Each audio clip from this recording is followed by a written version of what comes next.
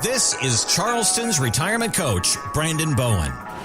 And I'm Heather Branch here with Brandon, asking for his ideas on how to better prepare for your financial future. If you have questions about your retirement savings and your retirement plan, go to bowenwealth.com and get to work with Brandon on creating that plan for your golden years. We also have links posted in the show notes, so you can just click there, or again, visit us at bowenwealth.com.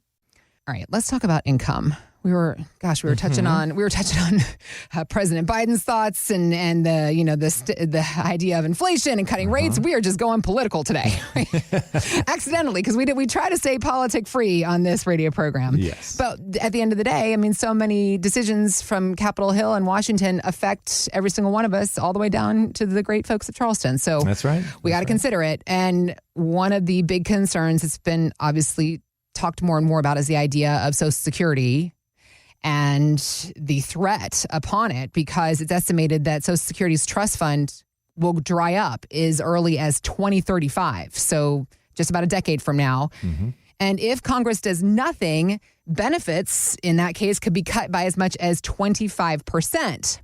Alabama Senator Tommy Tuberville was saying that the writing is already on the wall. This is all a scam. I mean, we got people that's getting ready to retire that's going to try to live off $2,000 to $3,000. Impossible. Because what happens, it comes up here, we spend it. We're $35 trillion in debt. We don't have any money. We're dead broke.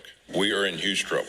And we had better start figuring that out, because we're going to have a run on this city here soon, and there's going to be about 150 million people coming up here saying, where's our damn money that we paid in? I could have put my Social Security money for 40 years in the market and probably be worth $8 to $10 million today. But the federal government wasted it. People are going to continue to work longer and longer. So what I think is interesting about Mr. Tuberville's perspective here, I don't know what party he is in, and I don't think that anybody cares. And because when it comes to the subject matter, it's a party free. Yep.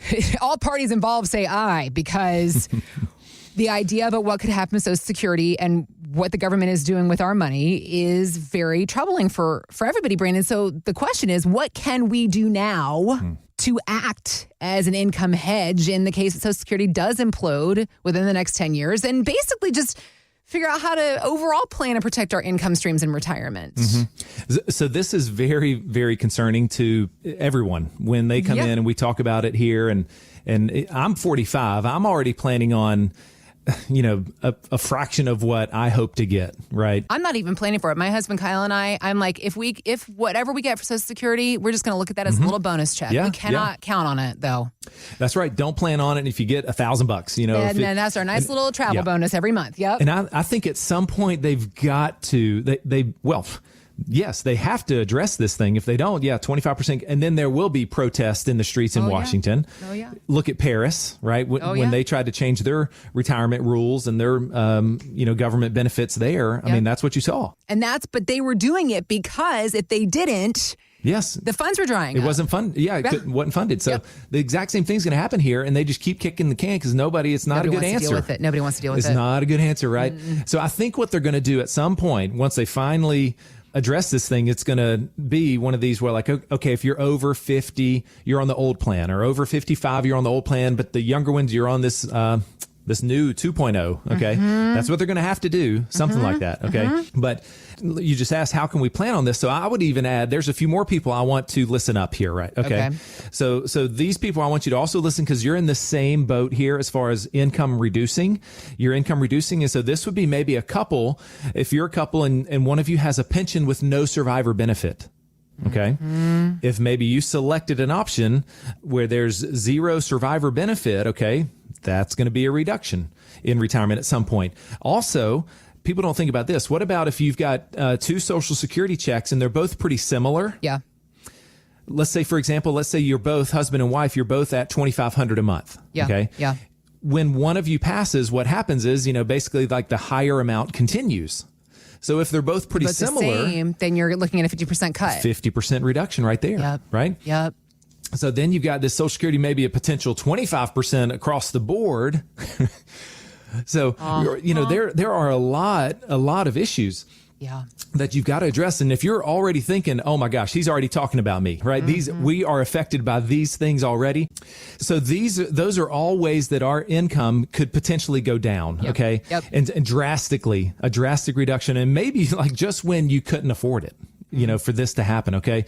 And so if your income might potentially or could potentially go down by 50, even 75% after one of you passes, we have got to plan for it now. Okay. Yeah.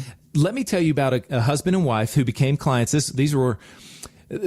started meeting with them. These were one of the initial first ones that I met with via Zoom when COVID happened, right? So they're like my first COVID couple. And so I'm meeting with them and we're doing this over Zoom, and he's just like, talking, he's telling me, he's like, okay, Brandon, I'm going to be retiring here really soon because unfortunately he's got a terminal diagnosis. Okay. So he was 68 at the time and she was 62. Okay. And they said, well, let us tell you about our situation here. What we've got, what we've saved. And let me tell you what I'm looking for. Okay. And he said, he's like, I've got a pension here at work. I've got to make a decision on that. Right. I've got to make that decision there. And, for our survivor benefit, what do I do? How much what's available? What are our choices? I don't even know what choices I have. Right. Yeah. So he had a big, scary decision to make there. He told me their Social Security benefit amounts. His was about $2,800 and hers was $1,300. Okay. Okay. So kind of a big difference there. So 28 to 13. They had already started that benefit right there. And then he had saved $500,000 in his 401k. Okay. Yeah. So those were the game pieces that we had, the pieces that we could move around. And so what we did, we talked through that pension, right? We talked through the pension there. And of course, he is about as selfless as anyone that everyone would be, right? Yeah. If you know that all he wanted, he's like, I just want you to take care of her, take care of my wife. That is all I care about. I don't, and just is very emotional. But, so then with his 500 that we had, what we did with that, he was like, I want her taken care of. And so we designed because this was his IRA. Okay. Yep. So it wasn't like it was her money, but it was his. But so we designed it to where we would have a joint life paycheck, a guaranteed income stream, for the rest of both of their lives. Got it. Okay. Yep. And so because he was like, I want her to be able to stay in the house, right? Yep. Stay in the house. She deserves dignity. I want her to be able to do what she wants to do, have this income. And we already forecasted what it was going to go down to upon his passing. Okay. I was even able to throw in there. He loved it, and she, of course, liked it. And I was like, we were able to provide a long-term care benefit for her, right? If she can't, at some point down the road, can't perform 2 of the 6 activities of daily living, where that income is going to increase for her. Got it. Yeah. And so, fast forward, it wasn't even a year after that.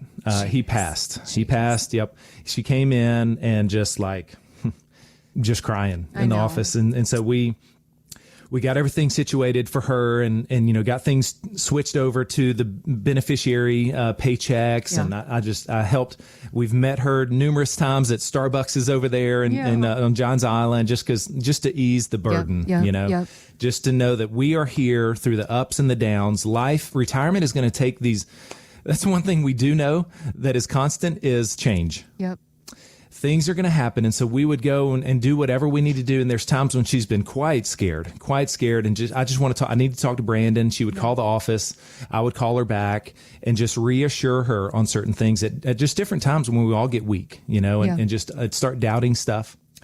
And so I've been able to really build a great friendship with her and her family and her kids. And, that just reminds me of you and everyone else. I know there's other people listening right now that are in this same situation, right? Where you might have, a pretty good setup right now, but you're very concerned about, okay, what would happen if the breadwinner passes away? If it's that pension situation I talk about, or a 2 Social Security checks where it might be a 50% or a 40% reduction there. If you've got a nice pile of money and you just want to make sure that your spouse is taken care of, you love her or you love him, or you want to take care of your children, or whatever that passion is, that you just want to make sure, if it's the last thing you do, you want to make sure that you have done the right thing. I would love to have just a conversation with you and see how I can help. head on over to bowenwealth.com and click on that contact tab so we can begin this imperative conversation with you right now. We also have links posted in the show notes. You can just click there to get to the website, which is, again, bowenwealth.com. Thanks for listening to Charleston's Retirement Coach Podcast with Brandon Bowen. To learn more, visit bowenwealth.com and join Brandon for his radio show, Charleston's Retirement Coach, Saturdays at 11 a.m. on 94.3 WSC. Financial professionals are not licensed in all 50 states. To find out if J. Brandon Bowen is licensed in your state, please call 843-203-2030. J. Brandon Bowen is an investment advisor representative of Bowen Wealth, LLC, a registered investment advisor. Exposure to ideas and financial vehicles discussed should not be considered investment advice or recommendation to buy or sell any financial vehicle. Past performance is not a guarantee of future results. Investments can fluctuate and when redeemed may be worth more or less than when originally invested. J. Brandon Bowen is not affiliated with nor endorsed by the Social Security Administration or any other government agency and does not provide legal or tax advice. Annuity guarantees rely solely on the financial strength and claims paying ability of the issuing insurance company. By contacting us, you may be provided with information about insurance and annuity products offered through Bowen Wealth, LLC, insurance licensed in South Carolina. Market Guard is a registered investment advisor with the SEC and provides model portfolios only to Impact Partnership Wealth. Market Guard makes no implied warranties or representations and is not liable for any data presented.